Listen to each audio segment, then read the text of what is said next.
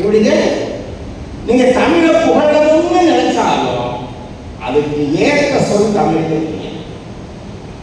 அப்படி தமிழை நேசித்தவர் அவர் மட்டும் இல்ல, நிறைய கவிஞர்கள் உருவாகும், எல்லா இலக்கியம் படிக்கணும்னு நினைச்ச பெருமை.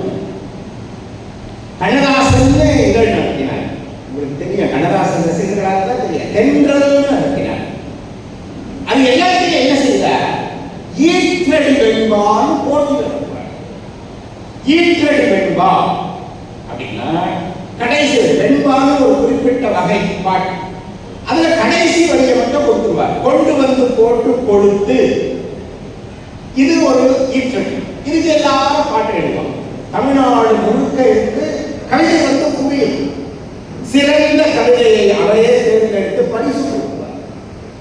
ஒரு முறை அவர் கொடுத்த ஈற்றடி வெண்பா, பூவை மேல் எத்தனை பூ. இது ஈற்றடி. பூவை மேல் எத்தனை பூ.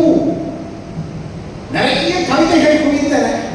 நிறைய பேர் எழுதிட்டாங்க, நீயே ஒரு பூ, உன் முகம் தாமரை பூ, உன் மூக்கு எள் பூ, உன் காது வள்ளை பூ, நீயே ஒரு பூக்காடு.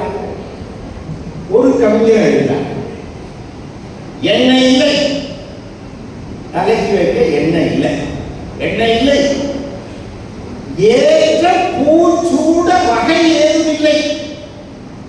தலைக்கு வைக்க எண்ணெய் கிடையாது, தலைவான முடியாது, தலையில பூ வாங்கி வைக்கப்படும் இல்லை, எண்ணெய் இல்லை, ஏற்ற பூச்சூட வகை ஏதும் இல்லை.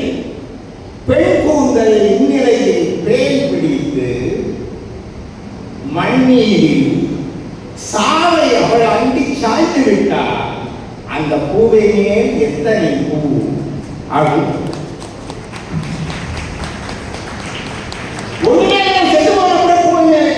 கண்ணதாசன் அதுதான் சிறந்த கவிதை என்று அதுக்கு பரிசளித்தார். கண்ணதாசனுடைய சமுதாய அக்கறை ஏற்படும். நான் நினைக்கிறேன் முன்னால நோக்க உரை பேசின